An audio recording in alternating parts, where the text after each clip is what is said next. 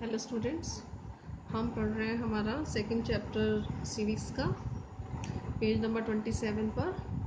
हम पढ़े थे डेमोक्रेसी के फीचर्स ऑफ डेमोक्रेसी। कल हमने पढ़ा था, फर्स्ट फीचर पढ़ा था इसका major decision by elected leaders. इसके अंदर हमने सारा पढ़ा था कि जो डिसीजन लेने की पावर है वो किसके हाथ में होनी चाहिए, जो चुना हुआ लीडर है लोगों के द्वारा, उसको ही पावर होनी चाहिए कि वो मुख्य फैसले ले सके।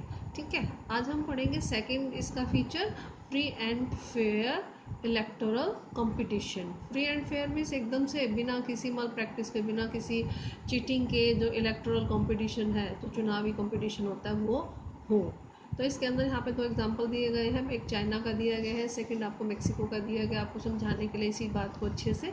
तो पहला हम चाइना का पढ़ते हैं। In China election are regularly held after every 5 year for electing the country's parliament.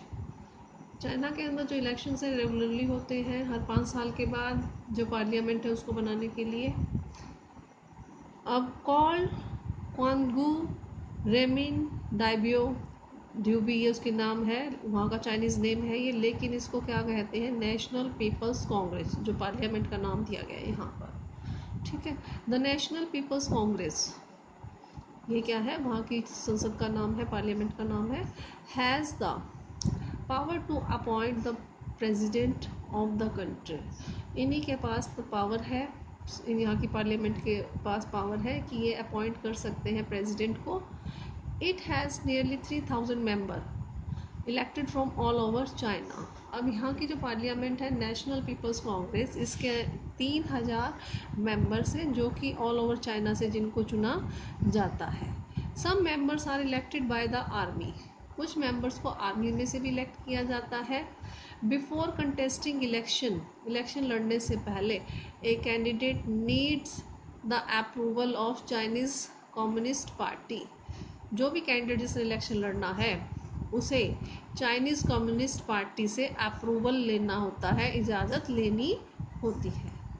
Only those who are members of Chinese communist party, केवल वही जो चाइनीज़ कम्युनिस्ट पार्टी के हैं, या फिर 8 smaller parties allies to it, या फिर इससे जुड़ी हुई 8 दूसरी पार्टियां हैं, पॉलिटिकल पार्टीज़ हैं जुड़ी हुई हैं जो इससे, उसके मेंबर हैं, सिर्फ उनको ही अलाउ किया जाता है कि वो इलेक्शन लड़े, जो कि 2002 में इलेक्शन हुआ था और 3 में इलेक्शन हुआ था, तब की बात ये कर रहे हैं यहाँ पर।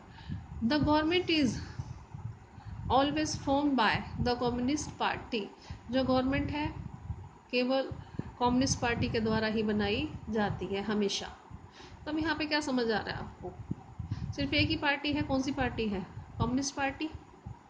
ठीक है, पार्लियामेंट का नाम क्या बताया इन्होंने, नेशनल पीपल्स कांग्रेस, जो चाइनीज कांग्रेस का नाम है, वो सॉरी पार्लियामेंट का नाम है। ठीक है, तो अब इसके पास ही पावर है, एक ही पार्टी है जिसमें कि किसी को भी अगर इलेक्शन लड़ना है तो उसको इस पॉलिटिकल पार्टी से, कम्युनिस्ट पार्टी से परमिशन लेकर इलेक्शन लड़ना होगा। इसका मतलब कोई भी जीते कोई भी हारे, कोई मतलब ही नहीं है जो सत्ता में कौन आएगा, पावर में कौन आएगा, कम्युनिस्ट पार्टी। ठीक है, तो क्या है ये, क्या ये यहाँ पर फ्री एंड फेयर इलेक्शन हो रहे हैं, या फिर सबको चॉइस है अपनी पसंद से, कोई भी, जैसे हमारे इंडिया के अंदर डेमोक्रेसी, तो कोई भी व्यक्ति कहीं से भी अपनी पर्सनल पॉलिटिकल पार्टी बना के भी खड़े हो जाते हैं लोग इलेक्शन लड़ने के लिए। ठीक है, तो चाइना में ऐसा नहीं है, लेकिन इलेक्शन हो रहे हैं। ठीक है, तो सिर्फ एक इलेक्शन हो जाना ही डेमोक्रेसी नहीं कहलाता, ये बात यहाँ पर समझाने की कोशिश की गई है। अब सेकंड जो एग्जांपल यहाँ पर दिया गया है वो किसका दिया गया है, since its independence in 1930s Mexico holds election after every 6 year to elect its president. सबसे पहले यहाँ पे याद रखना मैक्सिको की बात की जा रही है। आज़ादी कब मिली, 1930s में आज़ादी इसको मिली। 2 दिन क्वेश्चन है, 1 और मार्क ही, आपको अपने माइंड में सेट करते जाना है, खुद से खुद क्वेश्चन निकालने की कोशिश किया करो। अब आप 9th क्लास के स्टूडेंट्स हो। ठीक है, अब आपको सिर्फ अपनी नोटबुक्स पे डिपेंडेंट नहीं रहना है, आपको जो आपकी बुक्स के अंदर छोटी छोटी बातें बताई गई हैं उनको अपने माइंड में याद रखना है, उन चीज़ों को, ताकि क्वेश्चन आपसे कुछ भी पूछ लिया जाए तो आप अपनी तरफ से बना के उसका आंसर दे सको। तो यहाँ पे जैसे मैक्सिको है, कब आज़ाद हुआ, 1930 में आज़ाद हुआ। कितने साल बाद वहाँ पर इलेक्शन होते हैं, हर 6 साल के बाद इलेक्शन होते हैं यहाँ के प्रेसिडेंट को चुनने के लिए। The country has never been under a military और डिक्टेटर्स रूल। ये जो देश है कभी मिलिट्री या डिक्टेटर रूल के अंडर नहीं रहा है, बट अनटिल 2000, लेकिन 2000 तक every election was won by, हर इलेक्शन जो था वो किसके द्वारा जीता जाता था। पेज नंबर हम चलेंगे 28 पर, next page.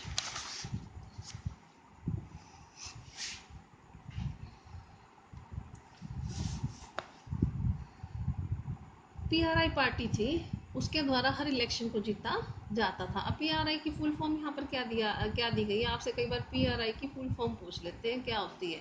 Institutional revolutionary party, ठीक है। Opposition parties did contest election, जो अपोजिशन वाली पार्टी थी वो भी इलेक्शन यहाँ पर लड़ती थी, but never manage to win, लेकिन कभी भी जीत नहीं पाती थी वो। The PRI was known to use many dirty tricks, जो पीआरआई पार्टी थी, क्या फुल फॉर्म बताइए? Institutional revolutionary party. ये जानी जाती थी अपनी डर्टी ट्रिक्स को इस्तेमाल करने के लिए, इसकी पहचान बनी हुई थी। भाई इलेक्शन जीतना है इसको, चाहे जितनी मर्जी डर्टी ट्रिक्स इसको खेलनी पड़ जाए। All those who were employed in government office, जितने भी जो गवर्नमेंट ऑफिस के अंदर जिनको रोजगार मिला हुआ था, काम मिला हुआ था, had to attend its party meetings, उन्हें इसकी पार्टी मीटिंग्स को अटेंड करना होता था। टीचर्स ऑफ गवर्नमेंट स्कूल, जो गवर्नमेंट स्कूल के टीचर्स होते थे, use to force parents to vote for the PRI, वो पेरेंट्स को मजबूर करते थे कि वो वोट करें सिर्फ पीआरआई पार्टी के लिए।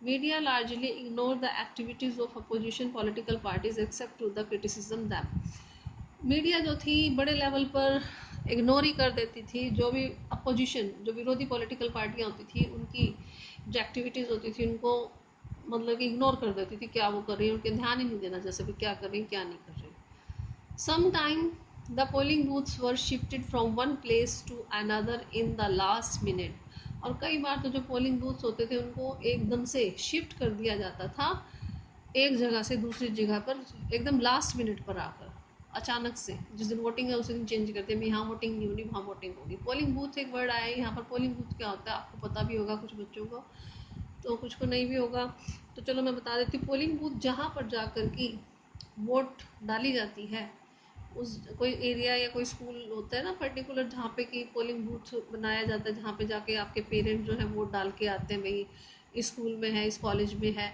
आपने लोकली देखा भी होगा, तो जहाँ पर वोट डाल के आते हैं उसे पोलिंग बूथ कहा जाता है। तो इस जगह को अब एकदम से चेंज कर दें, यहाँ नहीं जैसे कहीं और कर दे तो क्या होगा, वोटर्स को दिक्कत होगी, कुछ जाएंगे भी नहीं वोट देने, ठीक है। Which made it difficult for the people to cast their vote, जिससे कि लोगों को दिक्कत होती थी वो अपना वोट डालने में उनको। The PRI spend a large some of money in the campaign for its candidate, बड़ी संख्या में जो पीआरआई है वो पैसा खर्च करती थी बहुत ज़्यादा, प्रचार करने में, अपने कैंडिडेट का प्रचार करने में ज़्यादा पैसा खर्च करती थी, ठीक है। अब मैं आपको यहाँ पर इस पैराग्राफ के अंदर दिखाया मैक्सिको का। अब यहाँ पे वन पार्टी सिस्टम तो नहीं है, लेकिन क्या किया जा रहा है, एक पॉलिटिकल पार्टी पीआरआई जो है ऐसी पावरफुल हो चुकी है, जो सारी गवर्नमेंट मशीनरी को यूज़ कर रही है और उसके अपनी जो चीटिंग के द्वारा मल प्रैक्टिस करके क्या कर रही है, सबको अपनी फेवर में कर रही है कि उसी को वोट दो, ठीक है। और छोटी मोटी पार्टियों की कोई वैल्यू ही नहीं है वहाँ पर, तो वही बना रही है गवर्नमेंट। तो क्या ये डेमोक्रेसी है? क्या यहाँ पर मतलब इलेक्शन ठीक से हो रहा है? नहीं हो रहा, ठीक है। तब यहाँ पर क्या बताया गया नेक्स्ट पैराग्राफ के अंदर, should we consider the election described above as example of the people electing their ruler, कि क्या ये जो इलेक्शन हमें बता रहे हैं कि एग्जाम्पल है कि जिसमें लोग अपने रूलर को चुन रहे हैं, सही तरीके से चुन रहे हैं, ये सही रूलर को चुना जा रहा है। Reading this examples we get a sense that we can not, हमें तो समझ में नहीं आ रहा कि भी सब पढ़ के क्या ये सही में हो रहा है, ऐसा कुछ सही रूलर चुना जा रहा है। There are many problems here, बहुत सारी प्रॉब्लम्स है यहाँ पर। In China the election do not offer the people any serious choice, China के अंदर इलेक्शन जो है लोगों को सही तरीके से सीरियसली कोई चॉइस ही नहीं दे रहा कैंडिडेट्स की। एक पॉलिटिकल पार्टी है उसी में से चुनो, कोई सीरियसली चॉइस ही नहीं है, ठीक है। जैसे हमारे यहाँ इंडिया के अंदर है 20 पार्टियाँ हैं, जिस पार्टी को मर्जी अपना वोट देना हम दे सकते हैं, चॉइस है हम लोगों के पास, लेकिन वहाँ चाइना में ऐसी कोई चॉइस नहीं है। They have to choose the ruling party and the candidate approved by it, वो सिर्फ रूलिंग पार्टी को चूज कर सकते हैं या उस कैंडिडेट को चूज कर सकते हैं जो रूलिंग पार्टी ने ही अप्रूव किया है जिस कैंडिडेट को। We can call this a choice, क्या हम इसको कोई चॉइस कह सकते हैं? ना, ये तो कोई चॉइस नहीं है। इन द मैक्सिकन एग्जाम्पल, अब जो मैक्सिको का जो एग्जाम्पल है, people seem to really have a choice, हमें लगता है कि लोगों के पास कुछ चॉइस है, लगता है कि चॉइस है, बट इन प्रैक्टिस, लेकिन अगर प्रैक्टिकली हम देखते हैं तो उनके पास कोई भी चॉइस नहीं है। There we no way the ruling party could be defeated, हमें यहाँ पर मतलब ऐसा है मेक्सिको के अंदर क्या है कि जो पार्टी रूल कर रही है उसके हारने का कोई चांस ही नहीं है, कोई हरा ही नहीं सकता उसको। Even if people were against it, तब भी जब लोग उसके खिलाफ हों, तो इन्हें हम फेयर इलेक्शन नहीं कह सकते। कह सकते इसे फेयर इलेक्शन? नहीं कह सकते। ठीक है, वी कैन दस एड अ सेकेंड फीचर, तो अब हम यहाँ पर सेकेंड फीचर डेमोक्रेसी का जो है उसको ऐड करते हैं। क्या है? Holding election of any kind is not sufficient, सिर्फ इलेक्शन करवा लेना, किसी भी तरीके से भी इलेक्शन हो रहे हैं, ये सिर्फ सफिशिएंट नहीं है। The election must offer a real choice between political alternatives, political alternatives के बीच में एक रियल चॉइस होनी चाहिए जो इलेक्शन को प्रोवाइड करवानी चाहिए। And it should be possible for people to use this choice, और लोग इस चॉइस को यूज करें to remove the existing ruler, जो रूल कर रहा है, जो रूलर है उसको वो हटाने के लिए इस पावर को यूज कर सके या इस चॉइस को वो यूज कर सके। इफ दे विश, सो अगर वो चाहते हैं तो। सो इसलिए a democracy must be based on a free and fair election, जो डेमोक्रेसी है वो किस पर आधारित है? फ्री एंड फेयर इलेक्शंस पर आधारित है। वेयर दो, जहाँ पर करंटली इन पावर, जो प्रेजेंट में पावर में है, have a fair chance of losing, उसको हारने का भी चांस उसके पास हो कि वो हार भी सकता है, तो उसे कहा जाता है डेमोक्रेटिक इलेक्शन। ठीक है, तो आज हम इतना ही करेंगे।